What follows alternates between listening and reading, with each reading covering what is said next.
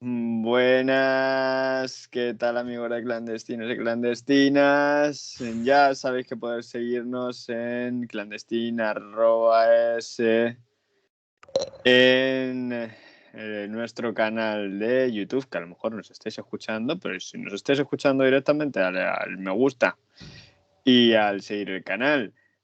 Nos podéis seguir también en clandestinos y clandestinas de Facebook, en clandestina clandestina@s también de iVoox y en clandestinos de Twitter. Hoy están con nosotros y nos cuentan qué hacen, como tú nos puedes contar qué has hecho durante esta semana en los comentarios. JR, buenas JR. Muy buenas. Cuéntanos, ¿qué estás haciendo cultural esta semana?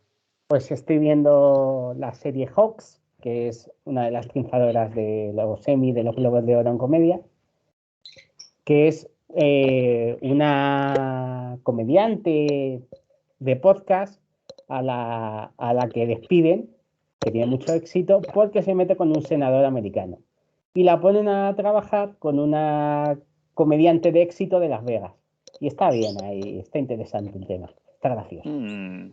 Podcast. Me suena Sí. el tema. Y luego estoy leyendo de la Alpargatas 600 de Juan Eslava Galán. Estoy metido un poquito ahí en los años 60 en España. Bueno, sí, muy interesante.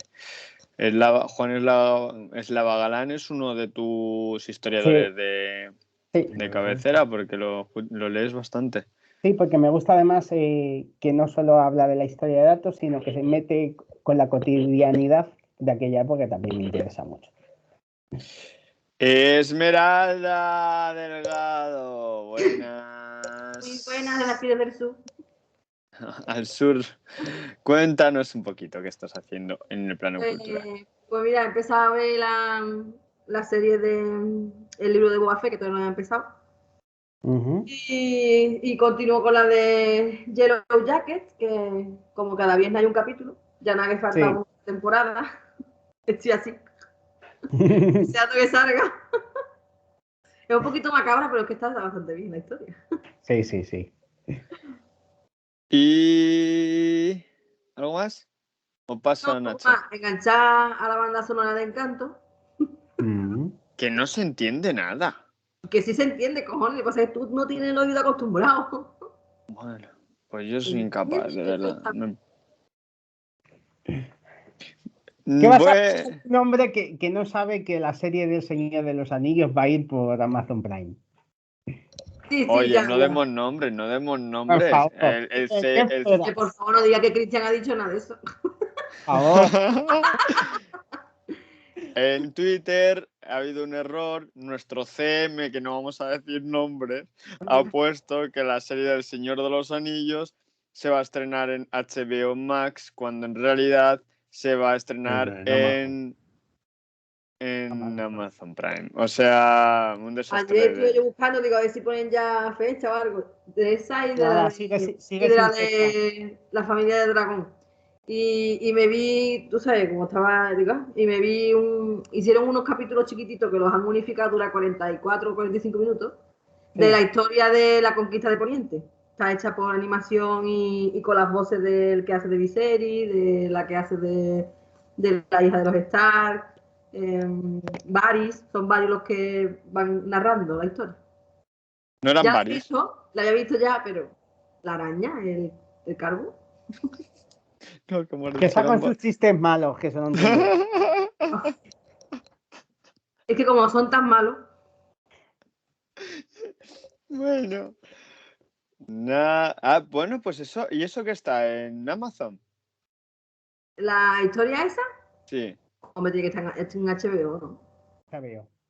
Claro. Pues. Y lo que está en HBO para que son las películas del Señor de los Anillos. Es que todo de Juego de Tronos está en HBO. Claro.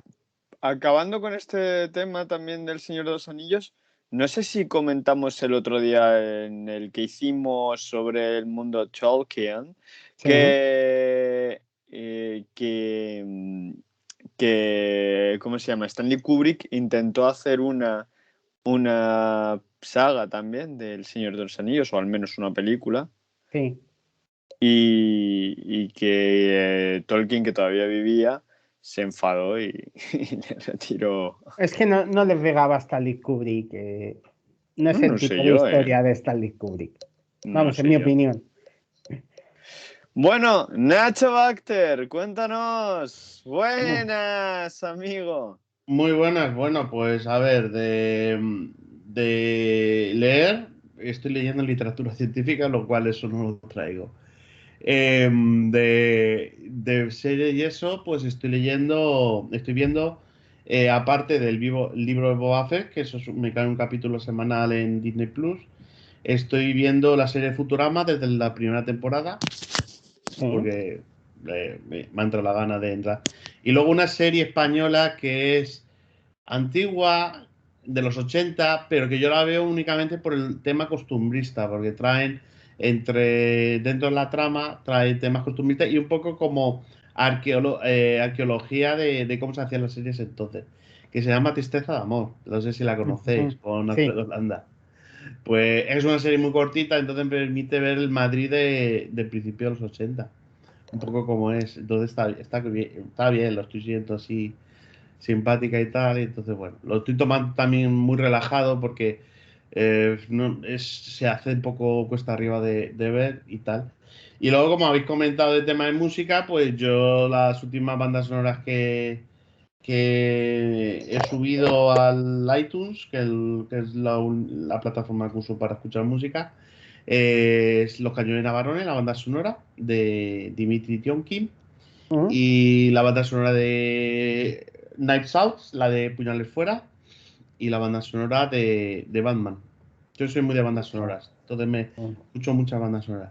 Y luego de música, pues del grupo Pink Floyd, el disco Will You Were Here. Así que en eso me he dedicado en tema música. Aparte de otras cosas que escuchábamos. Nacho, ¿tú has ido alguna vez a conciertos de música contemporánea? Porque por ese gusto que tiene, yo creo que te molaría, ¿no? Sí. Yo he visto. A ver, yo tengo una lista de gente que tengo que ver antes de que fallezca. Y dentro de esa lista ya tengo muchos tachados de rock and roll y heavy metal. Y lo único que me queda por ver así de autores que me gustaría ver antes de que fallezcan es Joaquín Sabina. En un concierto. He visto alguna canción suya en un concierto que iba con más gente, pero me gustaría ver un concierto entero suyo. No, me refería con música contemporánea, me refería a música orquestal, ¿no? Tipo. A ver, yo, para la gente que ya lo sabe, yo vivo en Nueva York, entonces en música de orquesta está el Lincoln Center, entonces he ido ya a algunos conciertos de clásica en el Lincoln Center. Y lo único que ir al Lincoln Center es muy caro. Yo fui una vez a un concierto que hicieron los de... Hay una orquesta que se dedica a hacer conciertos de banda sonora. Sí. La Symphony Orquesta, creo que se llama. Y fui a un concierto que dieron aquí en Sevilla hace 2 o 3 años, hace 3 o 4 años. Y vamos, yo allí flipando, ¿no?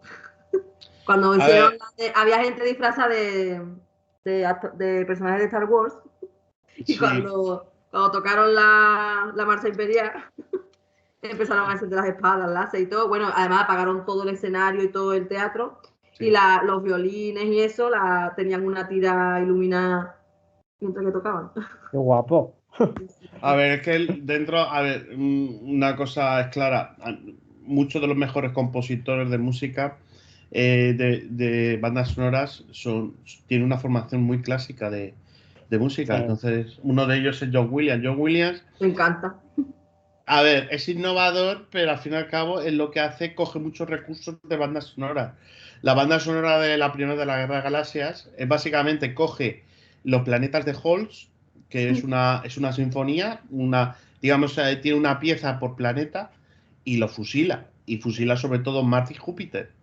Entonces, es eso lo que hace John Williams. Por eso es tan diferente la Guerra de las Galaxias con respecto al Imperio Contraataca, porque en la Guerra de las Galaxias John Lucas se sentó con John Williams y dice, quiero que me hagas algo parecido a la banda sonora de 2001, que 2001 lo que hace Stanley Kubrick es fusilar a Johann Strauss, mete canciones de Johann Strauss y también de música tonal moderna del principio del siglo XX y la mete en la banda sonora. Y lo que dice, quiero que me hagas algo parecido a lo que apareció en 2001, pero que sea original, o sea, que lo hagas tú. Entonces lo que hizo Joe Williams es coger los planetas de Halls, adaptarlo y cambió ciertas cosas. Y luego mete otros recursos así de lo que hacen la gente de música clásica. Y entonces es lo que con la banda sonora de Guerra de las Galaxias, dentro del mundo del cine, es lo que se llama un retorno al sinfonismo, porque hasta entonces lo que había era música más bien moderna, o no era música de tipo sinfónica con los leitmotivs y ciertas características de las bandas sonoras que han habido desde entonces. Lo curioso es que ahora John Williams está un poco de declive, el estilo de John Williams, de la banda sonora de John Williams, y entonces con ello, pues en muchas bandas sonoras se está perdiendo el leitmotiv, que es una de las cosas más fuertes que tiene la banda sonora. Lo único que en la serie de Boba Fett, el nuevo compositor, el corazón está recuperando el leitmotiv, pero utilizando otro tipo de manera de componer música. Pero sigue siendo una persona con formación clásica de sinfonía. Así que más o menos eso es lo que... A mí con todo lo que has dicho, me han entrado una gana de fusilar. Escucha una cosa, a este chico le tienes que subir el sueldo. Por favor, ¿eh? Sí, yo se lo subo un 100%. Pero vamos. Un 100% se lo subo. ¿Sabes? Total, hay que plantear ya un Patreon para... sí. Patrocinador. Luego hablamos de cosas. A ver. Luego hablamos de sueldos. Luego hablamos de sueldos y del tema pecuniario. Bueno, vamos pues a hablar. Eso es el tema cultural. Venga, dale. Vamos a hablar hoy. Todos estamos esperando a la pregunta que les haré después. ¿Seguro que es de sexo? Bueno. Luego ya vendrá la pregunta incómoda. Sí, y luego cuando decimos algo así, que me bebí sobrino, que nos bebí sobrino. Hoy nuestro amigo Nacho Bacter habla de... Voy a traer de un tema que tiene que ver con la ciencia, pero tiene que ver también con la política. La política con palabras mayúsculas, no la declaración del ministro tal o ministro cual, sino política en serio. Y parte tiene que ver la ciencia y parte tiene que ver un poco la geoestrategia de cómo funciona el mundo, que no es otra cosa que la producción eléctrica. Y sobre todo voy a centrarme en la producción eléctrica en España, que es un poco el ambiente que más nos importa a nosotros. Pero muchas de estas cosas que voy a comentar podría exportarse a cualquier lugar del mundo. Pues dale, empezamos. Bueno, a ver. ¿Cómo empieza nuestro tema de hoy? ¿Qué es? Por ejemplo, me has dicho, vamos a hablar de energía, ¿no? Sí. ¿Qué es la energía? Bueno. A ver, energía me pillas un poco. Es la capacidad de producir, digamos, producir algo para luego el trabajo mecánico o ser aprovechada. En el tema de español es energía eléctrica, que es a través de unas ciertas fuentes de energía y una transformación de esas fuentes, pues somos capaces de generar electricidad de corriente alterna, que luego puede ser aprovechado por electrodomésticos y otro tipo de aparatos, por ejemplo, aparatos de producción industrial, o incluso puede ser utilizado por tema de movilidad, para el tema de los coches eléctricos y cosas así. Eso es más o menos el siglo XXI. Somos una sociedad alrededor del mundo que dependemos por entero de la electricidad. Sin electricidad no podemos hacer casi nada. Ser un colapso total de la civilización sin electricidad. Y entonces es un tema de debate que va apareciendo desde hace muchos años, ya desde hace varios años, y yo creo que cada vez es más recurrente el tema de fuentes de energía, de dónde sacamos nuestro España, por ejemplo, España, Europa e incluso el mundo, la electricidad, cómo se aprovecha y hacia dónde vamos con este tema de cosas. Entonces, este tipo de cosas. Entonces, bueno, la electricidad en España, que se producen las centrales eléctricas para el aprovechamiento digamos, de los hogares y los procesos industriales. El 27%, he estado mirando las estadísticas de la web de Red Eléctrica y en estos momentos, en el momento que estamos grabando, aproximadamente el 27% de toda la electricidad que se está produciendo ahora mismo en España es producida por unas centrales de ciclo combinado. Las centrales de ciclo combinado son básicamente quemar gas, aprovechar gas y también utiliza algo de reciclaje, pero es básicamente gas. Entonces el gas natural se quema para calentar agua y ese calentamiento de agua produce vapor y ese vapor de agua pasa por una serie de turbinas, que esas turbinas son las que producen electricidad. Pues eso, aproximadamente el 27% ahora mismo es de ciclo combinado. A lo largo del año, cuando se hace una evaluación anual, bueno, es aproximadamente un 18%, podemos decir 18-20%. Es decir, un quinto de toda la energía eléctrica que se produce en el país a lo largo de un año es producido por estas centrales de ciclo combinado, que es quemando gas. Podemos hablar luego de dónde viene ese gas, porque no se produce en España, hay que traerlo, hay que importarlo. Entonces, bueno. Argelia, ¿no? Viene mucho. Sí, eso sí, ya os lo comento. A ver, de Argelia viene aproximadamente un 40%. ¿Se puede decir producir gas o extraer gas? ¿Cuál sería la manera de hablar de ello? Se extrae el gas. El gas se extrae. Es como el petróleo, se extrae. Pero sí. ¿Se hace algo con el gas para que, no sé, yo pregunto, ¿se puede hacer algo? También. Sí, se puede producir el gas de manera biótica, pero la inmensa mayor parte del gas que se utiliza es por estación de gas de fuentes subterráneas. Entonces se extrae el gas, a veces el gas viene asociado con el petróleo. Antiguamente se quemaba sin más, ahora se recoge y se transporta. Y entonces se transporta, digamos, por ejemplo, a España, el 40% viene a través de Argelia. Lo cual viene aquí un poco el problema que tuvimos hace unas semanas o hace unos meses por el tema por cómo llega el gas a España, porque hay dos tipos de gasoductos. Un gasoducto que viene de Argelia a España de manera directa, ese es un gasoducto más moderno, y el gasoducto que llega a Almería, ¿no? Sí, llegan a Almería. Y el gasoducto más antiguo llegaba a través de Marruecos. Ese es el gasoducto más antiguo.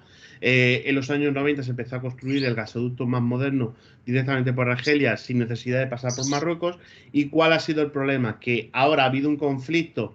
Hay un conflicto latente entre Argelia y Marruecos desde hace ya varios años y ahora se está recrudeciendo cada vez más y puede llegar a un punto de guerra entre los dos países, un conflicto entre los dos países, y entonces uno de los paganinis de ese conflicto pues es España. España tradicionalmente ha sido más aliada de Argelia que de Marruecos. Sí. Por su contra, Francia es más aliada de Marruecos que de Argelia, lo cual viene ahí un poco el conflicto. Podemos decir que el conflicto que tenemos España como Estado con Marruecos es la gran asignatura pendiente y que nadie habla, no se habla en ninguno de los foros, únicamente se habla en ciertos sitios que están encargados de temas de geoestrategia, incluso en ciertos foros militares, porque es el gran enemigo que tiene ahora España. Surgido un conflicto, lo más posible que tenga España en sus fronteras cercanas sería con Marruecos, aunque hay ciertas buenas relaciones y hasta que lleguemos a un punto de conflicto con Marruecos pues pasa mucho, pero sí que ocurre que de manera indirecta nos afecta este contencioso que tiene Marruecos y Argelia. Marruecos gasta muchísimo dinero en defensa, sobre todo para mantener sus fronteras. Luego sigue con el problema de los saharauis, el Sáhara Occidental, que España está implicada porque aún sigue siendo potencia regidora de manera oficial de frente a la ONU, aunque la gestión de ese territorio lo tiene Marruecos hasta que se haga ese referéndum, que se hará en el momento en que Marruecos tenga la certeza de que lo va a ganar por pura demografía. Pero bueno, esos son temas. Y entonces, bueno, pues como tenemos ese conflicto del Sáhara, Argelia siempre ha tenido un enfrentamiento con Marruecos. Argelia apoya al Frente Polisario, suministrándole armas y financiación. Pues España es un poco un país que está ahí metido dentro de ese conflicto entre los dos países, y entonces una de las consecuencias es que uno de los gasoductos se cortó. El que pasaba por Marruecos se cortó. Entonces se están haciendo algún tipo de mejora para potenciar ese gasoducto a través de Argelia, pero es insuficiente.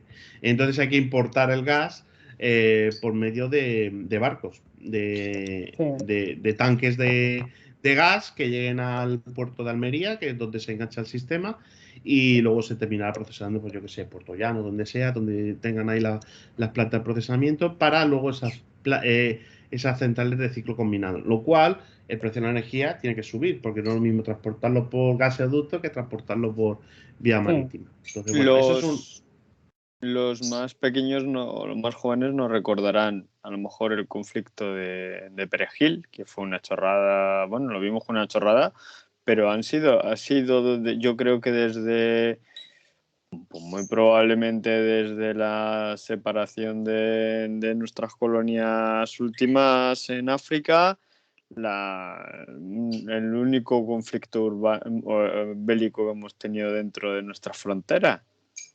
No llegó a ser un conflicto bélico. Tampoco fue conflicto bélico.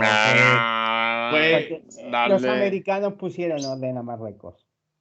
Sí, a ver, es que luego el tema de Marruecos, mira, está bien porque da pie.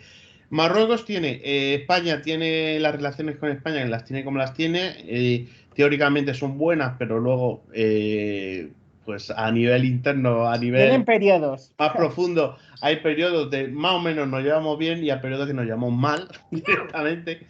Y luego el tema es que Marruecos y España compiten por a ver quién es el más bueno con Estados Unidos. Sí. Entonces, Estados Unidos a veces le da un caramelito a Marruecos, a veces le da un caramelito a España, porque España es un país muy estratégico para los intereses de Estados Unidos por el control de todo el Magreb. Entonces, Marruecos compite por ese mismo control del norte de África, que sea un poco el proxy de Estados Unidos en el Magreb. Claro, por eso la base de Rota está en España y no está en Marruecos. Porque la base de Rota es por el control del norte de África. Sí, perdona, Esmeralda. Sí, Morón también. Y la de Morón, que también hay otra. Y la de Morón. La de Morón no es donde salían algunos. Morón es aérea y la de Rota es naval. No, y que claro, que estaba pensando en eso, que salen desde Morón un montón de, bueno, que salen aviones cargados de soldados y de material para sobre todo también Asia, ¿no? A veces. Sí, porque se convierte en un puente aéreo entre Estados Unidos y el Golfo Pérsico. Desde el mandato americano en Europa está en Alemania, en la base de Ramstein, y Morón juega como intermediaria hacia Estados Unidos.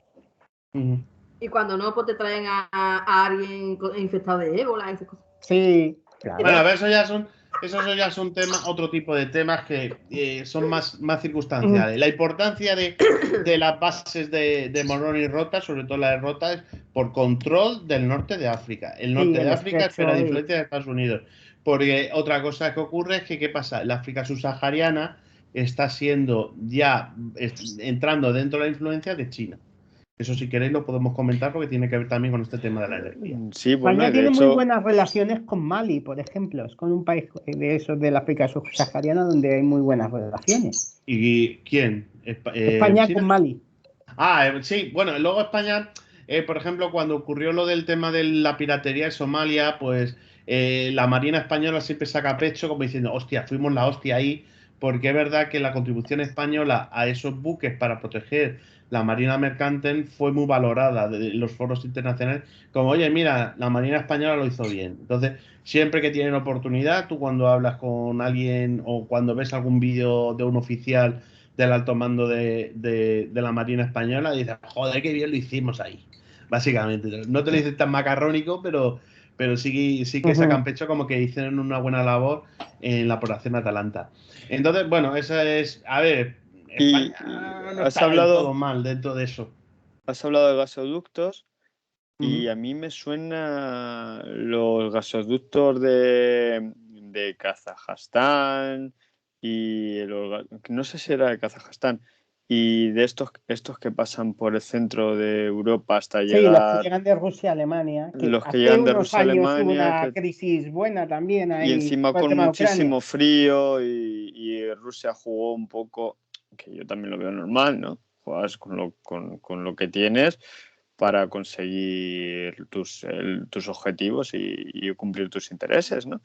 Y defender tus intereses. Claro. Y ahí hubo unos conflictos.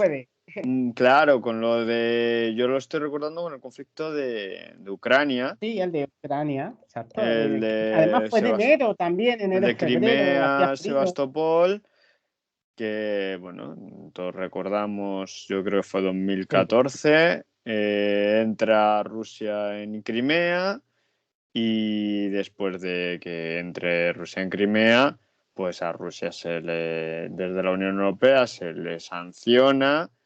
Y esas sanciones y entonces Rusia deja, entre otras cosas, de comprar fruta a España y deja de que yo recuerdo aquellas toneladas de fruta en Almería tirada porque no se vendía y recuerdo el problema del gas, entre otras cosas. Al final el dinero lo soluciona todo. Al final el dinero, cuando intentamos ponernos, yo creo, no sé si estaréis de acuerdo, creo que la Unión Europea muchas veces trata de defender los intereses de Estados Unidos porque muchos de los países, porque están todos los países en la OTAN, ¿no? Si no están casi todos dentro de la OTAN. Mayoría. Y entonces se crean conflictos que le causan más perjuicios que beneficios a la propia Unión Europea porque está bajo el patrocinio de Estados Unidos cuando debería de saltar un escalón más, unirse de verdad y ver que podría unirse de verdad y incluso jugar, a lo mejor no en la misma liga que Estados Unidos, pero sí dejar de estar ahí. El problema es que vamos a la gran potencia de la Unión Europea económica, Alemania. Alemania es una potencia económica, pero no militar. Es más, Alemania tiene limitada su acceso militar. Por eso los americanos tienen un montón de bases en Alemania, porque se ocupan de su protección, pero el ejército alemán desde la Segunda Guerra Mundial está limitado. Claro. Ya no vemos divisiones Panzer recorriendo los campos de Europa. ¿Quién tiene cierto poderío militar dentro de la Unión Europea? Francia. Francia es potencia atómica y tiene que ver con lo que vamos a comentar. Claro. Y Francia y España podría resurgir un poco ahí. No, a ver, la cosa militar. Yo como es algo que lo sigo, el tema militar porque me interesa y que al fin y al cabo el tema militar es un apéndice de todas las relaciones geoestratégicas. A ver, ¿cuál es el conflicto que tiene España, la Unión Europea con Rusia por medio de Ucrania? El problema de Ucrania nació un poco porque la OTAN se estaba expandiendo. Entonces, Rusia tiene su esfera de influencia, igual que la Unión Europea tiene su esfera de influencia, Estados Unidos tiene su esfera de influencia. Claro. Entonces, ya el meterse con Ucrania es meterse en la esfera de influencia de Rusia, porque eso siempre ha sido territorio del Imperio ruso hasta la era de los zares, hasta el final de la era de los zares. No son las repúblicas bálticas que, por ejemplo, nunca fueron Rusia, en realidad. Eso ya es Rusia. Pero son más Rusia que de la Unión Europea. Entonces, eso siempre ha sido una amenaza para Rusia. Además, hay que ver que la Rusia de Putin es una Rusia muy nacionalista. Sí. Entonces reivindica el imperialismo de los zares y el imperialismo de la Unión Soviética. No es porque sean comunistas. Ellos reivindican el capitalismo sui generis de Putin y compañía, pero con un marcado sentido nacionalista. Sí, Entonces, totalmente. no dejan que metan los hocicos, los sucios occidentales en las fronteras rusas. No lo dejan. Entonces, ese es el conflicto que tiene un poco Putin con la Unión Europea, con Rusia y Ucrania por delante. Polonia no es un socio fiable como no lo es Hungría, porque está muy sesgado hacia la extrema derecha. Entonces, bueno, pues la Unión Europea ahí tiene un conflicto. Entonces, ¿cuál es el tema? La Unión Europea, como estamos comentando, es una potencia económica de primer orden, pero potencia militar es muy chuchurría, porque depende de la OTAN. Ahora, hace unas semanas, Josep Borrell, que es uno de, digamos, los superministros de la Unión Europea, dijo, bueno, a lo mejor sería interesante que la Unión Europea tuviese su propio ejército, porque ahora lo que tenemos es que cada nación tiene un ejército y sí, colaboramos para ciertas cosas, pero no hay un mando único, no hay un interés único, pero claro, dar ese paso es un paso muy complicado, porque ya sabemos que los ejércitos en su core muy interno tienen lo del sentido de la nación y ese tipo de cosas, a pesar de que tienen otros valores, y el ejército español ahora no es lo mismo que el ejército que era de 1981, pero sigue teniendo interno esos valores de la nación. Y lo mismo que ocurre con el ejército español, pues pasa con el ejército francés, el alemán, el italiano. Entonces es muy difícil que se llegue a la conclusión de, venga, vamos a montar un ejército europeo, aunque sea una fuerza expedicionaria pequeña, sí, con un mando centralizado. En operaciones fuera, eso sí se ha hecho en operaciones fuera, que es mucho más fácil. Pero porque son temas temporales, que al final y al cabo no están afectando. Pero es que es un paso psicológico y eso mucho más potente, que ahora mismo la Unión Europea no está en ese registro. Entonces, es un económico. Si por mí fuera, adelante, porque yo soy más internacionalista en ese sentido y si se avanza en la construcción europea, yo sería uno de los que apoyase, pero en España sabemos que habría gente que estaría muy en contra. Mucha gente. Claro, desde el rama más a la derecha del Partido Socialista hacia la derecha. Entonces habría muy poca gente que votaría por eso. Incluso también partes de la extrema izquierda, ¿eh? Pero porque parte de la extrema izquierda es eurocéptica. Por el militarismo.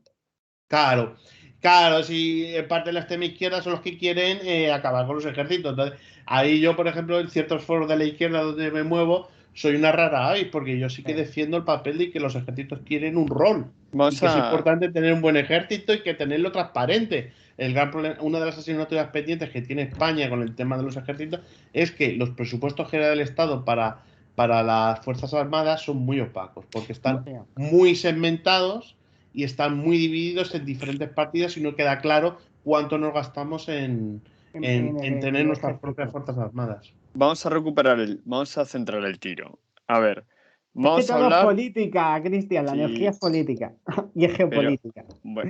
Pero no estamos hablando de energía. Vamos a hablar de energía. A ver, hemos hablado un poco de la electricidad y del gas, bueno, de la electricidad que se crea o que se fabrica con el gas. ¿Qué tipos de...? A ver, vamos a centrar el tiro, Nacho. Vamos a hablar a nivel internacional, vamos a hablar a nivel nacional y ¿qué energías vamos a tocar? Vale, pues déjame que termine con el tema del gas. El 40% te dijo que venía de Argelia, pero es que el 15% viene de Nigeria. Sí. El 15% de Nigeria viene a través de unos gasoductos que se comunican entre Nigeria y Argelia. ¿Cuál es el problema que tenemos con Nigeria? Que Nigeria lleva un par de años que se está cada vez siendo un país más inestable. Está teniendo problemas internos serios. Como serios de que puede afectar el cristiano y el norte musulmán. Claro, y luego tiene fundamentalismo islámico interno en Nigeria. Se está desestabilizando el país. Se está desestabilizando de una manera que puede comprometer el suministro de gas que viene desde Nigeria, que llega a Argelia y luego nos suministra a nosotros. Además, el país más poblado de África. Y es uno de los países con más potencial. Lo que pasa es que también de África económico. Está siendo muy condicionado por también los sucesos internacionales. Y con mucha corrupción también. Bueno, como toda África. Pero tiene mucho petróleo y mucho gas, que lo que le hace podría ser una potencia emergente económicamente. Entonces, esa es la situación, pero es que el 11%, el del 11 para el 12%, nos llega del Golfo Pérsico. Una cosa, pero si llega de Nigeria por Argelia, al final los cauces siguen siendo los mismos, ¿no? Sigue siendo lo mismo. La vía de entrada es la misma. O sea, con lo cual, estamos hablando que un 55% del gas que viene a España entra por Argelia. De momento, no sé de momento, sin entrar en más que vayas a decir, porque no lo sé. Pero no, pero la situación más grave no es que el 50% no llegue a través de Argelia, es que el 70% del gas son de países que yo denomino inestables. Sí. O sea que en cualquier momento se corta. Sí, vale. Estamos jodidos. Vale, pero como yo estoy en lo que estás contando, en lo que vas a contar ahora, entraré, o podemos hablar cuando lo cuentes, pero de momento, Argel entra por 40% directamente se crea en Argelia o se fabrica o se extrae de Argelia y llega a España. Otro 15% desde Nigeria se crea en Nigeria, pero tiene que pasar por Argelia para que llegue a España, con lo cual 55% en Argelia, que hemos hablado del conflicto con Marruecos, con lo cual un 55% del gas no está en debate, pero tiene ahí una situación conflictiva. Bueno, y recordemos que Argelia además tiene también tiene problemas internos, hasta hace poco hasta Bouteflika, y ha habido y tienen problemas también con el terrorismo interno, con lo cual también es una situación crítica, no solo por el conflicto con Marruecos, sino por problemas internos de Argelia, que Esmeralda y yo de hecho vimos la película esta del profesor aquel que vimos, que yo no recuerdo ya ni el nombre, iba del conflicto de Argelia, ¿no, Esmeralda? ¿Qué profesor? ¿Ves? No se acuerda. El profesor, la película francesa es tan rara. Sí, iba del conflicto también, iba en parte del conflicto. Bueno, lo único que hablaban de allí era que él había pedido el asilo político porque decía que habían intentado matar a la mujer, a él.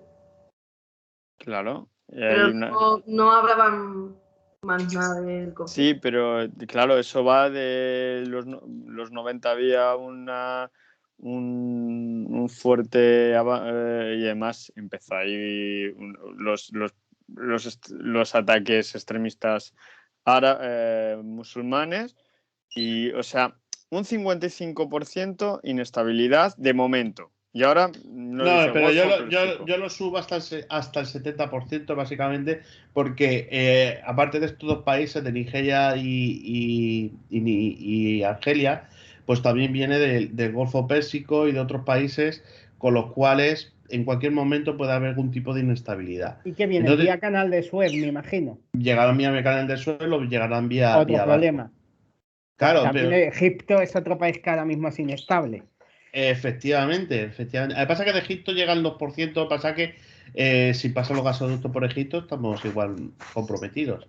Entonces, te quiero decir que el gas es complicado. Todo esto son fuentes oficiales de Nagas. O sea, me he ido a las fuentes oficiales de Nagas del 2015. Si hay datos más actualizados, pues me imagino que se podrá perfilar un poco más, pero más o menos la situación tampoco ha cambiado tanto. Entonces, bueno, eso es el tema de gas, que como he dicho es aproximadamente el 20%, podemos redondearlo, de la producción anual. Un quinto de toda la producción eléctrica depende del gas, con todos estos problemas. El otro 20% aproximadamente viene de la energía nuclear de fisión, que ya ni que decir tiene que para todos los movimientos que estamos un poco orientados a la izquierda, sabemos los problemas que vienen por el tema de la energía nuclear de fisión, por temas de que siempre ha sido un caballo de batalla por parte de los grupos ecologistas y por parte de ciertos sectores de la izquierda, el tema de las nucleares no. Básicamente esto, Cristian, me podrás comentar también si añade algo. ¿Cuál es el problema con las nucleares? Aparte del tema de seguridad, y está Chernóbil y Fukushima, yo no lo centro tanto por esos dos accidentes, porque son accidentes que son muy extremos, que se dan en condiciones muy específicas, pero sobre todo los grandes problemas que tiene con la energía de fusión es con los accidentes relacionados con la refrigeración. Sí. Porque tiene un problema de la energía de fisión. La energía de fisión es una rotura controlada de los átomos de uranio 235 y el plutonio 239, depende de qué central se utilice. Y entonces el problema es que tú cuando inicias ya la reacción, porque tiene que ser una reacción en cadena controlada y tiene que ser, digamos, modulada, cuando tú inicias esa reacción en cadena no se puede parar. Entonces lo único que puede ser refrigerar, y entonces el problema de las refrigeraciones es que en algún momento falla. Entonces problemas de refrigeración suelen tener algún tipo de incidente con este tipo de centrales. ¿Cuál es el problema? Que a veces la refrigeración se contamina, a veces no llega demasiado refrigerante y tienen que improvisar. Y entonces, de acuerdo a los accidentes que están registrados en los comités de energía atómica, la mayor parte de los problemas con la energía de fisión en temas de seguridad es en el tema de uso de refrigerantes. Entonces, de vez en cuando, por ejemplo, en Almaraz hace unos 20 años, lo que hubo fue una fuga de refrigerante en el río Tajo. Y claro, ¿quiénes se quejaron? Pues nuestros vecinos portugueses diciendo, oye, que el río Tajo está bajando con refrigerante contaminado. Entonces, básicamente, son ese tipo de conflictos. Entonces, bueno, la energía atómica... Sí. Y también la cuestión de que qué se hace con los residuos, porque creo que es en Córdoba ya el gobierno de Franco, yo entendí que estaba utilizando una antigua mina de uranio o algo así como para guardar, bueno, para arrojar allí los desechos nucleares y siguen ahí. Y luego los distintos cementerios nucleares que se han ido haciendo. Sí, también se venden a países del tercer mundo, ¿eh? Y también se venden a países del tercer mundo. A ver, en España también la tenemos el caso francés. Claro, en España os cuento un poco la situación. Tenemos depósitos secundarios de acumulación de material radiactivo. Ese material radiactivo que es el combustible gastado de las centrales atómicas, hay que procesarlo de alguna manera. Entonces, normalmente los depósitos secundarios están los de residuos, digamos, atómicos de baja intensidad, que son los del tema de las máquinas de diagnóstico clínico, que se utilizan a veces isótopos radiactivos y ese tipo de cosas, que hay algunos almacenes. Y luego hay en el tema de la energía atómica, la manera de almacenar el combustible gastado de manera temporal es en las propias centrales, en unos depósitos especiales que tienen en las centrales, hasta que se lleva a un depósito definitivo.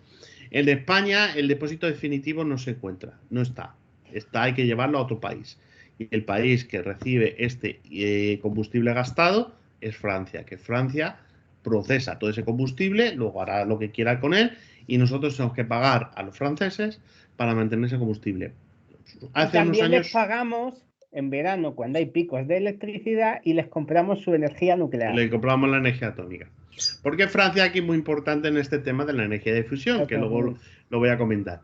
Entonces le vendemos a los franceses el combustible gastado. Hubo un proyecto de construir un almacén de combustible de larga permanencia, que es el famoso depósito de Villar de Cañas. Sí. ¿Cuál es el problema con el depósito de Villar de Cañas? Ahí entra el Partido Popular. Que ya sabemos que el Partido Popular no da puntada sin hilo con el tema de la corrupción. Entonces se eligió el depósito de Villar de Cañas, un depósito que geológicamente no es estable. Entonces, entre eso y los problemas políticos entre el Partido Popular y el Partido Socialista, se construyó un depósito que no se está utilizando. Pero en principio, porque los informes geológicos no son favorables a utilizar ese depósito. Entonces, ¿cuál es la solución? A pesar de eso lo usamos, porque al fin y al cabo son residuos que tienen que estar ahí estables durante miles de años, porque el combustible gastado es radiactivo durante miles de años. ¿creamos un nuevo depósito o seguimos vendiéndose a los franceses? Y de momento la opción que estamos tirando es un poco el tirar el balón para adelante, es vamos a seguir vendiéndose a los franceses, que lo procesen ellos, y el depósito de Villa de Cañas está cerrado, no se utiliza. Sí. O sea que fue un derroche de dinero, básicamente porque se le emperró a Dolores de Cospedal, que era la responsable para ese tema de los residuos atómicos, y es que al parecer el sitio es que no es adecuado para ese tema, porque no se puede garantizar la estabilidad geológica durante el tiempo que tienen que estar esos residuos ahí almacenados. Entonces, bueno, esa es la situación con el tema del procesamiento de los residuos. Con el tema de las centrales. Centrales, hay 4 generaciones de centrales de fisión creadas en el mundo. La primera generación es la primera que se creó, con la primera central atómica alrededor de los años 50 hasta 1965. Esa es la primera generación. En España no tenemos ninguna de esas. La segunda generación, que sí que es la que tiene España, que es la de 1965 hasta 1995, con diversos proyectos de centrales atómicas, con sus moratorias y todo, que es la segunda generación. Y luego la tercera generación es un desarrollo, es una actualización de esta segunda generación, que desde 1990, y luego está la cuarta generación, que es un poco, cuando tú vas a los foros pro energía atómica, ellos te están vendiendo de, hey, vamos a hacer una cuarta generación que va a ser la repanocha, que va a gastar mucho menos combustible, vamos a reciclar mucho más y va a ser mucho más eficiente. ¿Cuál es el problema? Que la cuarta generación todavía no ha llegado y tiene pinta de que va a tardar todavía un poco en llegar, porque es luego lo comentamos cuando lo hablemos con otro tipo de energía atómica. Bueno, si pues me permites, sí. Lo que me parece más elocuente de lo que estás contando es tu sonrisa al terminar de hablar de la cuarta generación y ese no tan claro que te ha salido, que es, vamos, has estado a punto de decir no va a llegar y luego has dicho, bueno, de momento no va a llegar y va a pasar mucho tiempo, pero esa sonrisa elocuente, a mí me dice más esa sonrisa casi que lo que estabas diciendo. Es que hay una bonita historia de competencia industrial, que ahora lo hablaremos. A ver, ¿cuál es el problema de las centrales eléctricas de fisión? Las centrales eléctricas de fisión nacieron a raíz de la bomba atómica. Cuando se descubrió la bomba atómica con ese potencial ofensivo, las energías, digamos, esas armas estratégicas nucleares, los países que dieron origen a la bomba atómica, pues ya dije, bueno, ya que somos capaces de crear un arma que es capaz de destruir el mundo, vamos a ver si podemos hacer un aprovechamiento civil de esta energía atómica. Y entonces en los países que han construido la bomba son los países que son más favorables a la utilización de energía atómica. Porque para hacer un reactor de energía nuclear, aparte de todo el tema de patentes propias que tienen estos países, es el tema del enriquecimiento del uranio.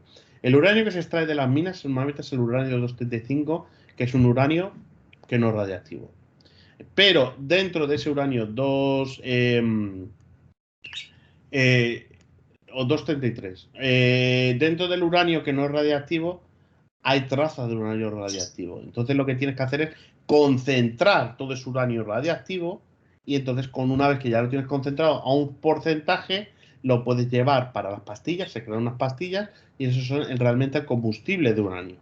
Entonces, dentro de la mina de uranio, pues se hace ese tema de extracción del uranio no radiactivo con el uranio que sí radiactivo, se lleva a plantas de enriquecimiento de uranio y en esa planta de enriquecimiento de uranio lo que se hace es concentrar el uranio radiactivo. Entonces, uno de los factores limitantes de la utilización de energía de fisión es tener una planta de procesamiento de uranio.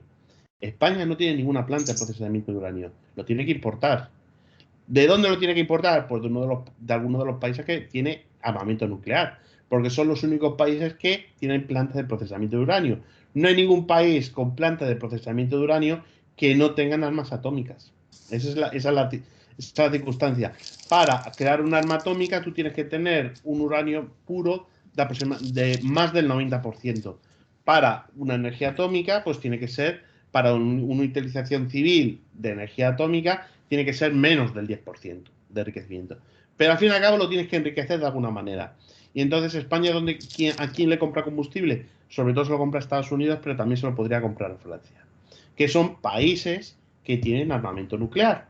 Estados Unidos porque fue el primer país que desarrolló la bomba atómica, y Francia porque se emperró en plena Guerra Fría de que quería tener una política exterior propia, y entonces en la época de la Guerra Fría la manera de hacer eso era teniendo su propio programa de energía atómica. Entonces Francia es un país potencia nuclear porque tiene armamento estratégico nuclear. No lo tiene ni España ni lo tiene Alemania, lo tiene Francia. Por eso Francia, en el tema de los foros internacionales, tiene mucho que decir, porque es un país con la bomba atómica. La bomba atómica es importante a la hora del tema de geoestrategia en los foros internacionales. ¿Qué países tienen la bomba atómica? Pues tiene Estados Unidos, lo tiene China, lo tiene Rusia, lo tiene India, lo tiene Pakistán, se sabe que lo tiene Israel y lo tuvo Sudáfrica. Esos son los países que tienen la bomba. Y entonces, bueno, el Reino Unido también se hablaba de que... y el Reino Unido también tiene bomba, tiene armamento. Ahora que el Reino Unido ya como no forma parte de la Unión Europea, ni nos ocupamos de ellos. Estoy atento a lo que dices, Nacho. Estoy buscando un tuit de un periodista de la Unión Europea que hablaba de lo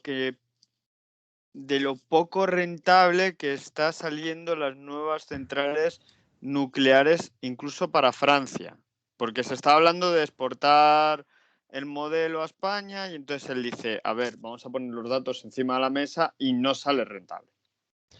Claro, es que por eso te digo que eso es una guerra más industrial y comercial que de tema ecologista. O sea, hay que...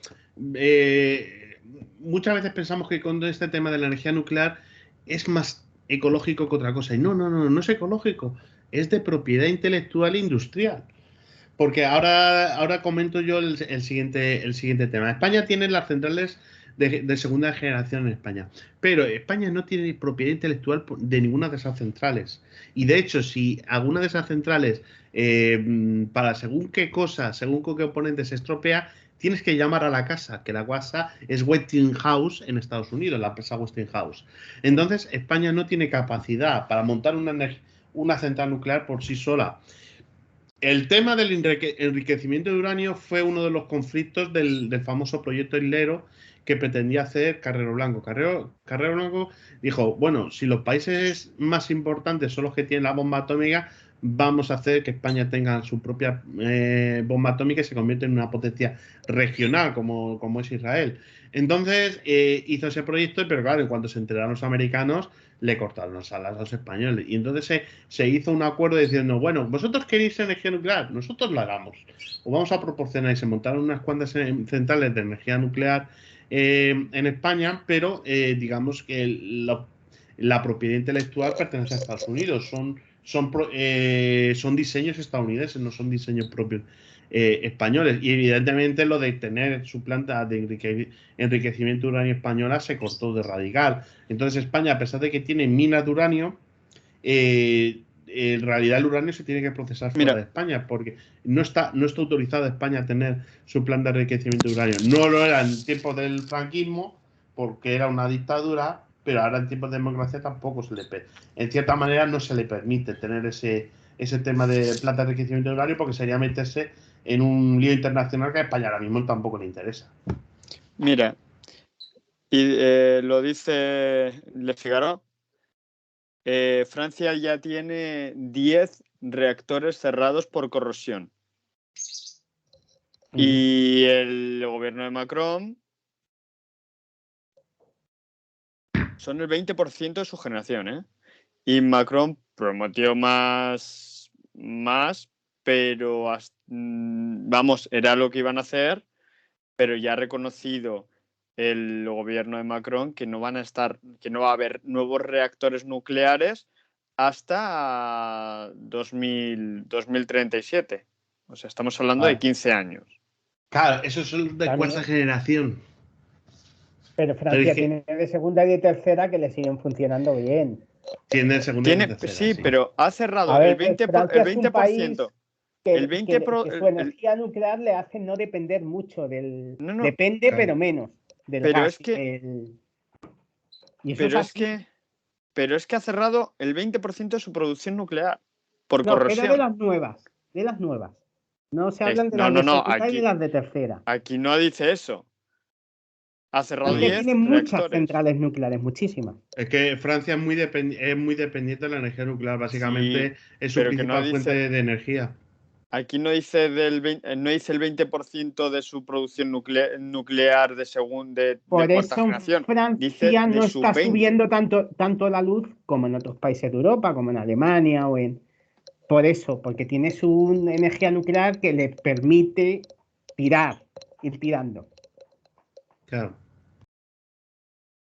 Pero vamos, que a ver, quiero decir, España tiene su segunda generación, hay un lobby, porque es un lobby, que están presionando para que España compre centrales de tercera generación y entonces pues ahí está el conflicto.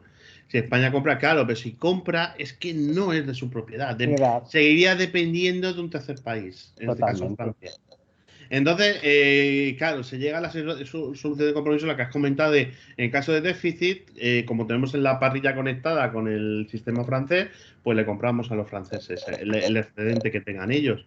Entonces lo incorporamos. Pero España no da el paso de montar nuevas generaciones. No, eso no. Ni creo que se vaya a dar. Se está tornando con la demora porque ahora viene el otro aspecto. He dicho energía nuclear de fisión, pero es que hay energía nuclear de fusión, que de momento es un proyecto que es la energía nuclear de fusión básicamente consiste en romper, hay dos maneras, entonces te digo la que se está apostando, digamos, España, es romper el agua, entonces tienes tus átomos de hidrógeno y entonces del átomo de hidrógeno necesitas átomos de deuterio y átomos de tritio, o sea que son con diferente número de neutrones. Entonces, encima el hidrógeno es un elemento que hay mucho hidrógeno en la Tierra. Claro, porque se tira de la rotura del agua, que la fuente del agua pues puede ser el agua del mar perfectamente.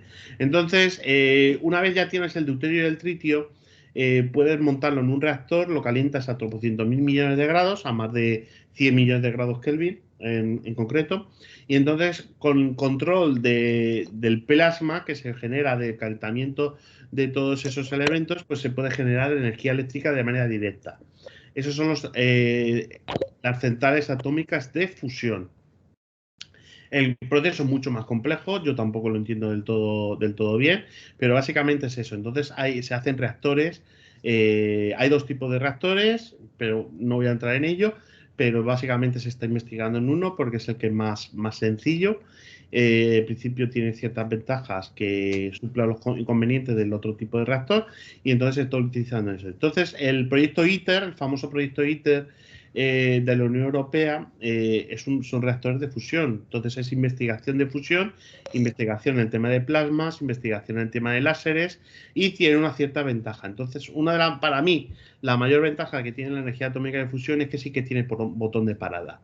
O sea, mientras que la de fisión no tiene botón de parada, solo puede refrigerar hasta que se agote. En el tema de la fusión sí que tiene un botón de parada. Entonces, llegado un momento, se podría parar ese tipo de reacciones. No sé cuál es el coste de hacerlo, porque el problema que se encuentra ahora con la energía de fusión es mantener una reacción controlada.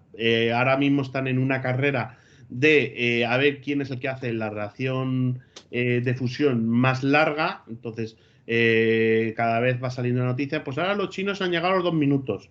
O sea, estamos hablando de eso. Entonces se pretende que se haga continuar en el tiempo, porque una vez hecha esa reacción continua, ya sí que tienes la energía que estás tú invirtiendo para iniciar el proceso, mientras con la energía que obtendrías de la fusión, ya empieza a ser un balance positivo.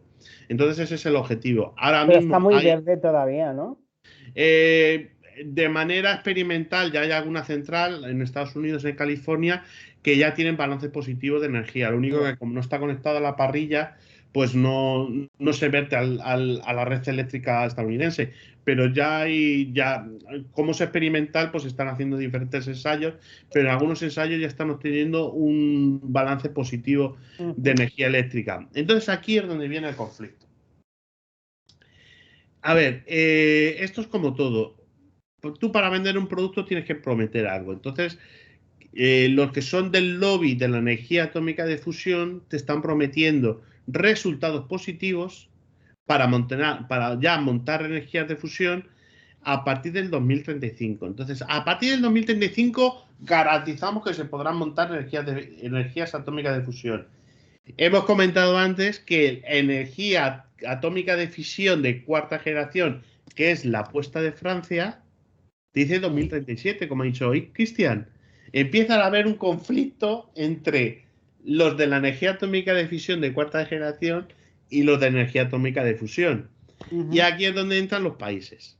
España y Alemania apuestan por la energía de fusión. ¿Por qué? Porque ellos tienen propiedad intelectual ahí. Y de hecho hay empresas españolas que participan en la construcción de reactores de energía atómica de fusión. Sí, en el proyecto ITER, ¿no? Claro, a través de ITER, España participa. Entonces hay algunas empresas que participan en la construcción de reactores. Entonces España tiene propiedad intelectual ahí metida. Entonces, si se construyen centrales atómicas de fusión, España saldría ganando con la exportación también de esas centrales. Sí, igual que Alemania o Italia. Claro, pero claro, las potencias que no tienen la bomba atómica. Nunca. Claro. Entonces, ¿y qué países son los que apuestan más por la energía atómica de fisión de cuarta generación? Francia. Francia, claro. Entonces, Nacho, te he dejado un bueno, yo es que de esto, el cierto, me estoy informando a través de tweets de periodistas, no de gente así random, y te acabo de dejar unos datos que me parecen interesantes. A ver si... ¿Dónde me lo has dejado? En el de clandestinos, en el nuestro.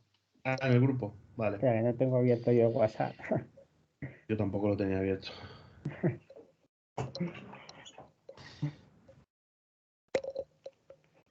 Pues, pero sí que sale realmente lo que estáis hablando, ¿sale económicamente rentable esto porque ha habido políticos que han pedido que se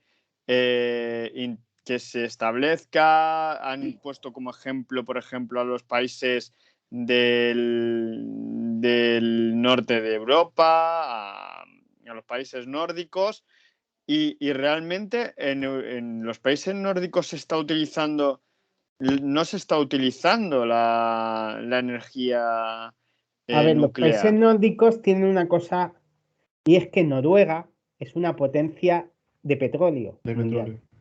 Y de Entonces, los países nórdicos tienen petróleo y tienen gas. Pero no se le... Pero lo que hay, yo creo que también hay es un cierto desconocimiento y una especie de charlatanería de nuestros políticos. No sé si eso pasará también en Europa, pero mira, por ejemplo, este periodista estaba diciendo, y además citando el tuit de uno de los gerifaltes económicos de Europa, diciendo que hoy por hoy la nuclear no sale rentable. A ver, es que la nuclear aquí le sale rentable. ¿A España le sale rentable? No. A Francia sí. A Francia sí. Tiene que comprar, claro. A Estados Unidos tampoco le va mal, claro, porque tiene bastantes también. Es que además Estados Unidos y Francia pueden hacer algo que, por ejemplo, España no puede hacer. Ellos tienen armamento nuclear y ellos pueden hacer algo que se llama downgrade. O sea, bajan de la concentración del armamento nuclear a concentración de combustible. Entonces es como si tuviesen almacenado el combustible ya preparado. Eso España no lo puede hacer. España lo tiene que comprar. Sí. Entonces tienes que comprar y aparte del mantenimiento, hay una parte que, claro, los técnicos españoles nucleares pues son buenos, pero hay una parte que es que ellos no tienen acceso, porque no es su tecnología. La tecnología es de otro. Entonces, por eso te digo que el debate no es tanto de ecología, es un tema de propiedad intelectual. Y España está apostando por la energía de fusión. ¿Por qué? Porque no ha tenido acceso nunca a la energía de fisión. Entonces, cuando salió ya el tema de la energía de fusión, de que podría tener algún tipo de aplicabilidad, pues España empezó a meter dinero igual que metió Alemania. Bueno, Francia también mete dinero, porque, a ver, no mete los huevos todos en una única cesta. Claro, pero quienes más están presionando, pues son países como Francia o España. China también tiene su propio reactor de fusión. Japón tiene también su propio reactor de fusión. Estados Unidos también ha investigado. Como he comentado, digamos, el de California es el que ha dado ya energía positiva. También. Claro, o sea, todos se están metiendo y al fin y al cabo también hay una cierta colaboración entre países porque es algo de colaboración desde el punto de vista científico y entonces una vez ya se llegue al tema de reactor que sea viable, todos los que han metido pasta se van a beneficiar, pero unos se van a beneficiar más que otros. Entonces Francia con Macron está apostando por la cuarta generación, pero es que como se duermen en los laureles, los reactores de fusión le van a comer la partida. Es que estábamos hablando, creo que no sé, o sea, es que yo no sé muy bien interpretar los datos que aparecen en el tweet del compañero IDAFE Martín Pérez, pero sale como 10.000 millones una central nueva y la capacidad de generación que tiene no es muy grande. Pero el compañero periodista no ha tenido en consideración lo que acaba de contar Nacho, que pueden hacer Estados Unidos o Francia. Lo ha trasladado más al tema español. Y en el tema español sale mucho más. No, al tema europeo en general. Pero no, a ver, que Francia no es Europa. Sí, pero no ha tenido que Francia dentro de la Unión Europea es el único país que tiene capacidad nuclear. Sí, pero aún teniendo esa capacidad nuclear, no, o sea, el próximo reactor lo ha dicho Macron, no lo ha dicho él, lo ha dicho en el diario Le Figaro. Va a estar pero Macron presente también, en 2037. Estamos hablando de dentro de 15 años. Vamos a ver también la situación en la que está Francia. Francia tiene este año ya unas elecciones. Claro. Macron se la juega y Macron seguramente va a necesitar a los partidos de izquierdas.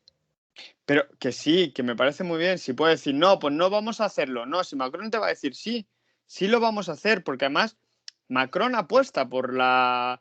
sí, pero ahora está bajando un poco el perfil porque le interesa bajar el perfil. Pero si es que no es que lo está bajando, pero te está diciendo, es que el próximo reactor va a estar dentro de 15 años, en 2037. Seguramente, si necesitaran, los correr prisa estaría antes. El tema es que a Francia las de segunda generación le siguen funcionando muy bien todavía. 10.000 millones de euros. Sí, por pero 10.000 millones de años construirlo de cero. Claro, pero es que Francia no está en eso. A Francia, y para empezar, a Francia no le cuesta 10.000 millones de euros. No, le cuesta menos. Porque es suyo, es su tecnología. Claro. España, es que cuando tú compras el reactor no estás comprando únicamente cemento y ladrillos. Estás comprando la propiedad intelectual. Igual. Y eso cuesta dinero. Que está muy bien el tuit del compañero periodista, lo acabo de ver, pero está más hacia lo que es España. Claro, es que el tema eléctrico a veces es que en España cuando se habla del tema eléctrico va muy con el tema víscera, porque parece que se ha cogido con un tema de izquierda y derecha. La izquierda está en contra de la nuclear, la derecha está a favor de la nuclear y es todo tema visceral. Pero el tema es que hay que hacer números. Y los números son estos: el 20% de la energía lo produces con energía atómica de fisión. Una energía atómica de fisión que no tenemos la capacidad de producir el combustible y no tenemos la capacidad de construir las centrales. ¿Por qué? Porque la tecnología no es nuestra por tema geoestratégico, porque a España no se le permite tener la bomba. Y ya está. Entonces hay que comprarle a otro país. Que Francia es amigo mío, es amigo nuestro. Es muy amigo nuestro porque forma parte de la Unión Europea. Pero Francia tiene su propia agenda también. Claro. Entonces, el tema es, y mientras tanto, la energía atómica de fusión, España está dedicando parte de su presupuesto anual en temas de I+D+I en el tema del proyecto ITER, en el tema de lograr una energía atómica de fusión viable. Entonces, la propiedad intelectual española se está invirtiendo ahí. ¿Dónde va a apostar España más? ¿Por la de fusión o por construir centrales de tercera generación o cuarta? Joder, la de fusión. Yo soy gobernante y apuesto por eso. Pasa que yo no lo digo al público porque para empezar el público no lo sabe de toda esta movida. Claro. Tampoco se le explica. Si el tema es que tampoco estas cosas que estamos hablando no se suelen hablar, Nacho. Claro. Y se suele ir al tema vísceras. Totalmente. Y entonces Porque el problema es que hay que hacer números e historias. La fusión es la gran esperanza dentro de la nuclear. Claro, es que ahí ya es un tema mucho más amplio de cuál es el modelo energético que quiere tener un país. Entonces, ¿podemos depender exclusivamente de la energías limpias? ¿De energía solar? Pues no se puede hacer, ni energía eólica. ¿Por qué? Porque la energía solar de fotovoltaica tiene una serie de inconvenientes, entre ellos el inconveniente es que produce energía no alterna, es energía eléctrica continua, entonces lo tienes que transformar en energía alterna, y eso desde el punto de vista técnico, que te lo explicaría un técnico de red eléctrica, te puede decir, pues mira, tiene estos inconvenientes y no es tan fácil. O sea, la cosa no es tan fácil. Luego está la energía solar térmica, que es la de los espejos, y entonces la energía solar térmica también tiene sus propias cosas, porque tienes que ser una serie de componentes que no son fáciles de encontrar. Entonces no es tan sencillo con el tema del solar. Y luego está la eólica. La eólica tiene también sus propios inconvenientes. O sea, te quiero decir, y luego el problema es que son energías intermitentes. Lo normal en un modelo eléctrico es que tengas energías de este tipo intermitentes, pero también es energías que te produzcan constantemente, que en el caso de que no haya sol o no haya viento, puedas producir energía. Entonces, dentro de eso, pues en España pues tienes las de ciclo combinado en la nuclear, no tienes otra. Porque luego el otro problema es la hidroeléctrica. España ha tirado mucho de hidroeléctrica a lo largo de la historia. ¿Por qué? Porque también era un negociete para todas las constructoras, porque construir una presa lo hablamos un día. Es mucha pasta en hormigón. Pero ¿cuál es el problema de la hidroeléctrica? Que España está sufriendo los efectos del cambio climático, entre ellos una mayor desertización. Entonces no puedes depender de la hidroeléctrica a largo plazo. Entonces esa es la situación. Y luego la de carbón, pues tiene los problemas de la de carbón, que es el tema de la emisión de CO2. Entonces, ¿cuál es la cosa? Ponemos todo, apostamos por la fusión, pues habrá que apostar por la fusión. Pero claro, dentro de todo, la fusión no te puede solucionar todos los problemas. No. Y entonces, dentro del debate de hacia dónde vamos, está el hecho de ¿mantenemos el modelo actual o habrá que hacer algún cambio de modelo? Y entonces una de las cosas que es entre los que habla Antonio Turel dentro de la hipótesis decrecientista es que a lo mejor tenemos que reducir nuestro consumo eléctrico y orientarlo y hacerlo de manera mucho más cambiar el modelo de manera que sea más inteligente para orientar la producción eléctrica a las cosas más importantes, porque luego el otro conflicto es lo que estamos hablando, es el tema de que China ya no puede ser la fábrica del mundo. Ha habido ciertos problemas geoestratégicos, entre el hecho de que como China es la fábrica del mundo, tiene un poder, le hemos regalado un poder desde Occidente, que ahora se está dando cuenta la Unión Europea y Estados Unidos que quizá hay que volver a retornar a una cierta producción interna.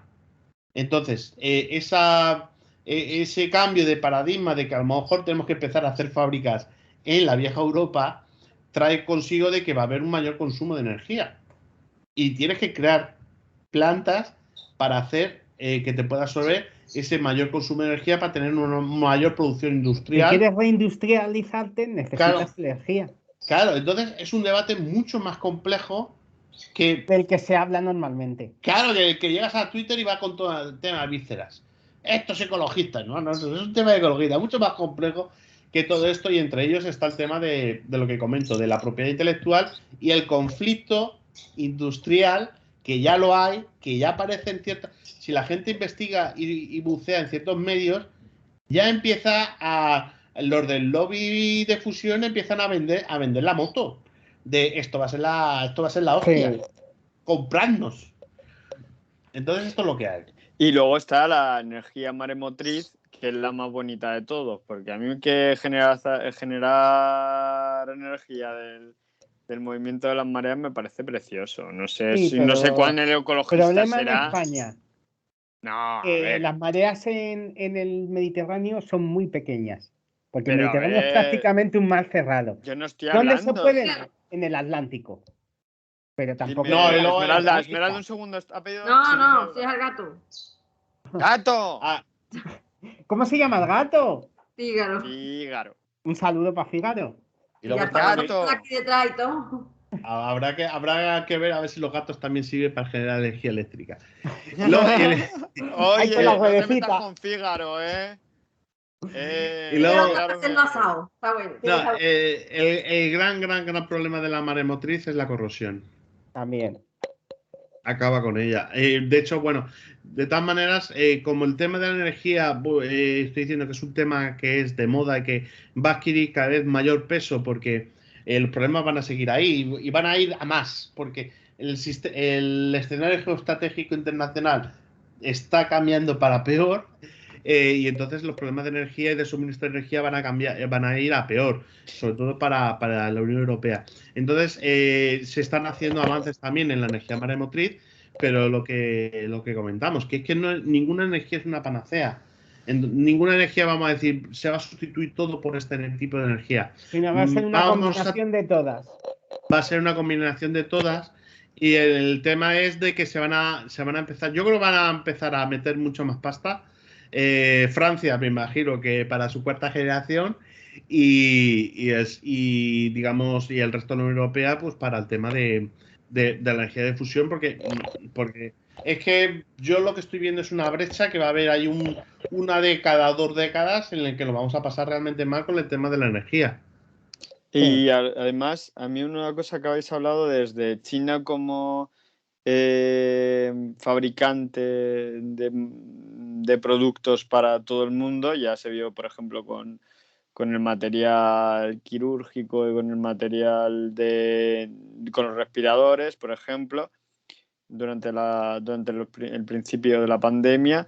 Y lo segundo es cómo China entra en los países que intentan escapar un poco de la órbita de Estados Unidos con una estrategia de ya lo hablábamos también el otro día, yo no me meto en vuestros asuntos internos y tú déjame, pero yo te financio internamente y tú me dejas tus materias primas y tus fuentes de energía, que pasa pero también. China juega a dos bandas. Que también. Luego llegan los americanos y les pone buena cara y les dice también. No, pero si yo no juega estoy a dos bandas porque estamos, por ejemplo, el tema de Huawei. A Huawei le han dejado tocada los americanos quitándole el sistema Google. Entonces, dependen. Hay que llevarse bien con todos o intentarlo. Claro, volvemos a lo mismo. ¿De quién es la propiedad intelectual de Google? De los Estados Unidos. Entonces Estados Unidos puede decir, Huawei, esta empresa que está empezando a ser demasiado importante y empieza a amenazar a mi mercado de Apple, pues le corta a Google. Claro. Es así, al fin y al cabo, de quién es el dueño de la tecnología. Y los países que son dueños de la tecnología son los que marcan la agenda. ¿Cuál es una de las cosas que está haciendo China? Aparte de esto que está comentando aquí, centrales atómicas. Sí. ¿Dónde las está montando? En África. Claro. Por eso se está quedando con África. El África subsahariana se está yendo. Sí. Están empezando a hablar más chino. Sí. Y es ese tipo de cosas. Entonces, China está jugando con su. Pero claro, ¿quién es propietaria de esas energías, de esas centrales atómicas? ¿Son los países que están comprando y están montando las centrales? No, va a ser China al fin y al cabo. Sí. Porque aquí le vas a tener que comprar el combustible a China. Aquí, en caso de que haya un fallo grave de la central o alguna actualización de la central, aquí se la vas a tener que comprar a China. La misma estrategia está haciendo Rusia. Rusia está montando centrales nucleares muy baratas por lo mismo, por un tema geoestratégico, de control de materias primas y de aumentar su esfera de influencia. A eso voy. No se meten en la política interna de cada país. Rusia un poco más. No, Rusia sí se mete. No. Rusia, sí Rusia tiene muy mala política, pero porque al fin y al cabo es nuestro competidor. Entonces es el malo. No, yo no estoy hablando de malos. No estoy hablando de malos. Yo lo que estoy diciendo es que no que sí se mete algo más en cómo se debe regir el país internamente, pero por sus intereses. Es que, a ver, En política internacional y en política en general no se puede hablar de buenos y malos. Cada partido en el ámbito general tiene unos intereses y unos objetivos que para sí mismos son muy buenos y para el resto pueden ser muy malos, y cada estado o cada potencia, porque por ejemplo la Unión Europea no es un estado, tiene unos intereses y unos objetivos que para sí misma es muy bueno y para el resto pueden ser menos buenos. Pero en política es que hablar de buenos y malos, yo creo que eso se puede hablar de los corruptos y los genocidas. Que eso sí que son malos para la humanidad en general, no solo para su estado o para su potencia. No sé si, vamos, que me puedes quitar la razón, pero lo que digo es, pues el modelo de China, yo lo que he leído de China es, vale, ¿qué necesitas? Tú mismo lo has dicho, necesitas energía nuclear, pum, venga, toma. Pero tú a cambio, tus materias primas, tanto, me vas a dar X de tus materias primas, o voy a tener el derecho de explotación de tal sitio. Y lo tienen. O no, Nacho, a lo mejor no. Sí, básicamente son acuerdos comerciales, pero los mismos malditos acuerdos comerciales que siempre tradicionalmente ha hecho la Unión Europea y Estados Unidos para los países del tercer mundo. Entonces, estamos hablando de la misma típica de política que hace la Unión Europea.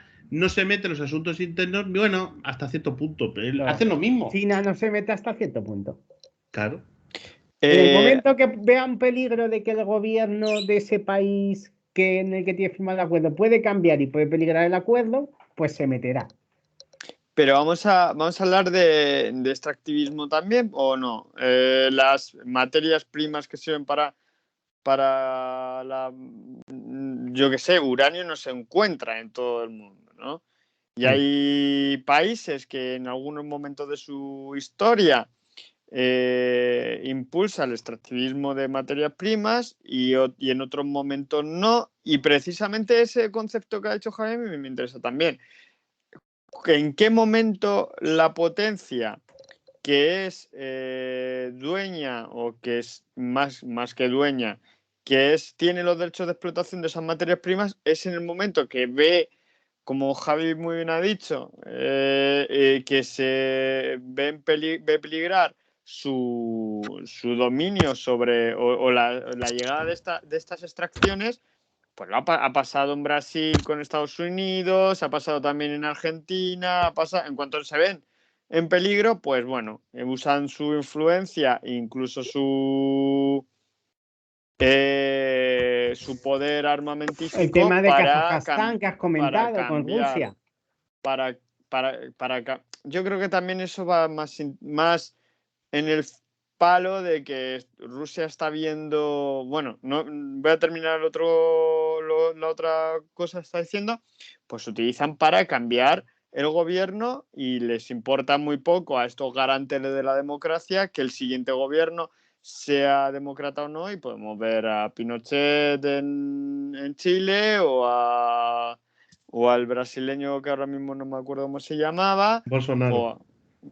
En los años 70. Creo que del 68 al 74.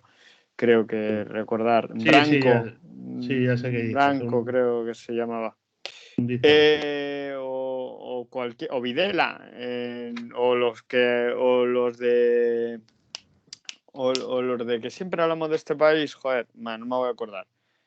Y lo que tú has dicho. O por ejemplo, aplastar la primavera de Praga. O aplastar la primavera de Praga. Cuando todos defienden lo suyo. Y luego lo que ha pasado también es que ahora mismo, por lo que yo me he podido también enterar un poco, es que a Rusia es verdad que se le está intentando arrinconar a Rusia es muy difícil, pero se le está intentando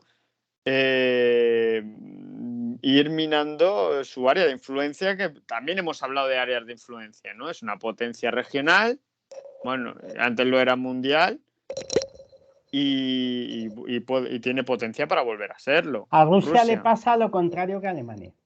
Rusia es una potencia militar, pero no lo es tanto económica. Claro. Ya, es el contrario, el caso contrario de Alemania. Totalmente. Y entonces Putin lo que quiere es que Rusia siga aumentar la importancia de Rusia para entrar en los foros internacionales. Pero o sea, que Rusia es un país muy desigual, digamos, el cambio del comunismo al sistema capitalista actual, pues ha habido grandes perdedores y muy poquitos ganadores. Y entonces es un país que tiene grandes desigualdades y entonces tiene problemas internos. Si es que el problema de que es que Rusia tiene sus propios problemas internos, China tiene sus propios problemas internos. El problema de que tiene China es que ha pasado de ser un país en el que está creciendo, digamos, una clase media china, y el problema de que cuando aumenta la clase media china es que esa clase media va a demandar temas sociales. Y entonces China ahora mismo está muy orientada en crecer y ahora mismo le está dedicando muy poco presupuesto a temas sociales. En cuanto empieza a dedicarle más dinero al tema social, China ya no crece tanto, porque tiene que ocuparse de sus propios ciudadanos. Y ese es un poco el conflicto a largo plazo que le va a pasar a China. Entonces, bueno, pues tiene ahí a ver cómo lo puede compensar. Y entonces, bueno, pues tiene esa historia. Rusia que tiene problemas, que es una economía que se ha decrecido mucho en las décadas posteriores digamos, al cambio al sistema capitalista. Y entonces ahora hay una oligarquía dentro de Rusia, las empresas, que son las que, digamos, mantienen a Putin en el poder. Y entonces esta oligarquía pues no quiere ceder parte de su poder para el pueblo ruso, que el pueblo ruso pues en algunos sitios pues lo está pasando mal. Entonces es un país pues con esos problemas de desigualdad que eso termina generando conflicto social, como ha pasado en Bielorrusia. Entonces, son esos problemas. La Unión Europea tiene sus propios problemas también. Población envejecida, población que necesita inmigración, pero cuando entra inmigración, pues tiene conflicto con los partidos de extrema derecha. Luego hay dentro del sistema, pues hay un aumento de desigualdad. Por ejemplo, en España en los últimos 10 años ha habido un aumento de desigualdad brutal. Y entonces, pues hay que... En la misma Alemania, entre claro, lo que es la tradicional RFA y lo que era la RBA. Claro. Y entonces España, por ejemplo, pues tiene que aumentar con tema social, pero si aumenta con tema social, alguien tiene que pagarlo. Entonces, ¿a quién le ponemos los impuestos? ¿Se lo ponemos a los ricos, como dice ciertos partidos, o no? Entonces, cada país tiene sus propios. Pero claro, esto lo que tiene la Unión Europea no es nada comparado con lo que tiene China y Rusia, ni con lo va a tener el África. Entonces, por eso, todos estos temas, pues al fin y al cabo van a estar todos relacionados. Entonces, está relacionado el tema de la reindustrialización de Europa, está relacionado con el tema de la producción de energía, las fuentes de energía, ya sea por renovables o por las nucleares, de uno u otro sentido, y todo este tipo de cosas. Entonces ya solo termino con el tema de la energía de fusión, con lo que es más loco. Porque claro, más o menos ya se empieza a ver una energía atómica de fusión viable, y entonces os he dicho que una de las maneras de obtener esta energía de fusión es a partir del deuterio y el tritio, que es isótopos del hidrógeno.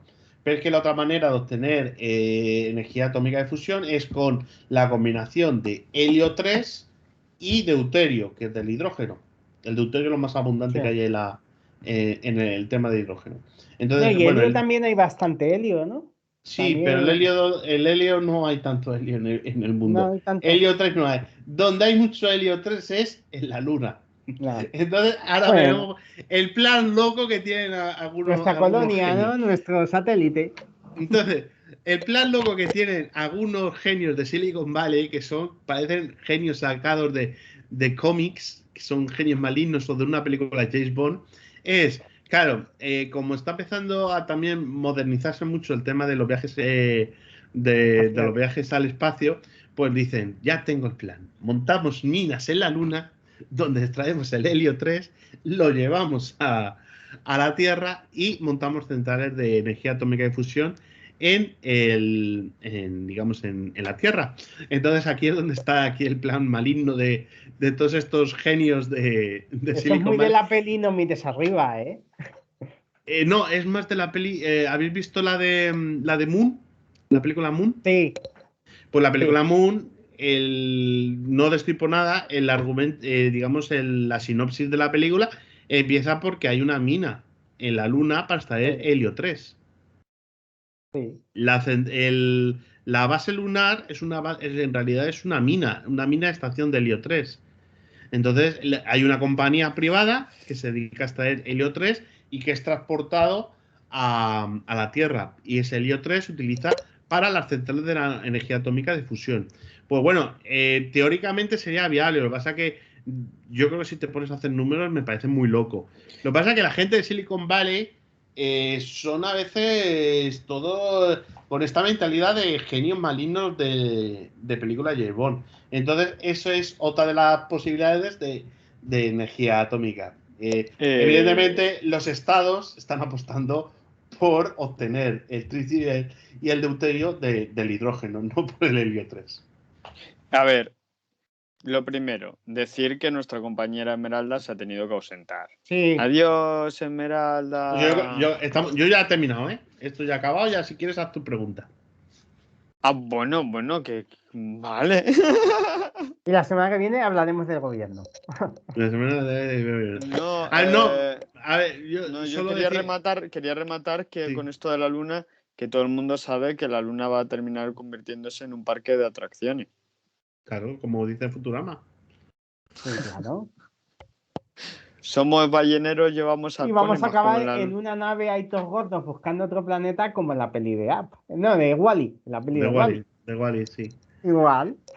Bueno, dale con eso último que quería... No, yo lo que quería decir que a ver, es muy fácil entrar en el tema de la política de baja estofa, con lo que mira que ha dicho tal o con lo que ha dicho cual. La política realmente es esto que he comentado. Esto es política. Sí. Es propiedad intelectual, es fuentes de energía, es modelo energético, modelo industrial. Esto es política. Y dentro de eso de política tiene que ver la I+D, tiene que ver asuntos exteriores, tiene que ver Ministerio de Industria y tiene que ver el Ministerio de Defensa, porque Defensa aquí tiene su papel para como parte de mantener la agenda con los intereses que puede tener un país o en este caso la Unión Europea. Esto es política. Lo que dice el ministro tal o lo que ha dicho en el Congreso tal, esa es la política que yo no le presto atención. No, porque esa es la política del postureo. Claro. Vaya baja estofa. Me gusta eso. O sea, a mí cada vez que dicen lo de baja estofa, yo ya sabes que estoy con mis tontas. Yo me acuerdo, no sé, Javi, ¿qué haces? O sea, es ¿qué haces con los cascos? Por favor, me pones súper nervioso. No hago nada. Estás loco. Estás muy mal últimamente. De verdad, Nacho, soy el único que escucha como si hubiera un... No, yo escucho cascos también. Yo escucho ruido que entra como de alguien de manipulación del cascos o del ruido del micrófono, sí. Es que... ¿El micro está aquí? Ahí está, bueno, mira, ahí está sonando. Está sonando. Pues eras tú, Javi. Bueno, pues yo ya cada vez que dicen lo de baja estofa, cada vez que alguien dice lo de no sé pronunciar hoy, es que me he dormido una siesta muy larga. Cada vez que alguien habla de baja estofa... Pero si solo te has tomado un vermú. Ya, pero es que después de una semana muy larga, yo me recuerdo a las patatas con carne, macho. Qué hambre, ¿eh? Bueno, voy con mi pregunta. ¿Habéis visto, ya no os voy a poner a vosotros en primera persona, a alguna persona obsesionada con otra o con otra? Sí, no voy No a sé dar nombres. No, pero yo qué sé, podéis contar un poco si no es muy cercana, podéis no citar nombres. No puedo dar nada, no puedo dar información, ya lo sabes. Genéricamente. O sea, es como la canción de esta la de No es amor, es obsesión. Yo no he conocido ningún caso de primera Ya persona. tanto no, pero de gustar mucho que roce eso, sí. Pues nada, comenta lo tuyo. Bueno, pues pero aquí... No puedo hablar. Pues aquí vamos a hablar de Fernanda Melchor. Fernanda Melchor. Fernanda Melchor, escribe un libro, se llama Paradise. Creo que hablé de él y claro, primero hablé de él como que lo estaba leyendo y es verdad que me ha gustado mucho y lo traigo aquí. Sí. Fernanda Melchor escribe acerca de una pareja de adolescentes de 16 años, uno millonario que vive en una urbanización de lujo que se llama Paradise y en México. En México, vale. Y otro que también tiene 16 años, que tiene conflictos personales con su familia. Pero también de alto nivel adquisitivo. Y ahí voy. Y de baja. Clase media. Y de baja. No. Es un trabajador de la urbanización. Es el jardinero. Es el jardinero. Estos dos chicos, que si los ven juntos, probablemente el que salga muy perjudicado sea el jardinero porque perdería el trabajo. Sí. Y bueno, aunque el rico pues también se llevaría una bronca, pero no es lo mismo. Quedan todas a lo mejor las noches, le dejan una semana sin visa, pero vamos. Quedan todas las noches. No, porque está castigado. Eso se explica dentro del vídeo. Está castigado porque no. De hecho, le quieren internar en una. Porque estudia poco, ¿no? Sí, le quieren internar en una academia militar porque no ven que tenga mucho futuro el chaval. Bueno, la cuestión es que llega a la urbanización una chica, una mujer con 2 hijos y su marido. Y al parecer al muchacho rico pues se encapricha de esta mujer y se obsesiona y no para de contar cosas sobre ella. No para de hablar. De momento nada turbio, porque lo raro sería que el chico le gustase los hijos. Sí. Bueno, eso también estaría. También sería turbio. La cuestión es que esta mujer. Bueno, de que este chaval va a planear el asesinato de esta mujer. Va a planear el asesinato y la violación de esta mujer, mientras el otro, pues no se lo termina de tomar en serio. Y ahora las preguntas son. Está muy obsesionado, ¿no? Claro, ya está de pedra. Eso ya. Yo creo que no hay ninguna canción que describa eso. No. Pues ahora va las preguntas que yo les lanzo a los lectores que se animen a leer este libro de Fernando Melchor. Creo que está en Planeta, creo que es de Planeta de Libros, luego será de otra y bueno, ya sabéis lo mío. Les hago las preguntas de logrará, ¿qué hará? ¿Terminará matando a esta mujer? ¿Terminará ligándosela de algún modo?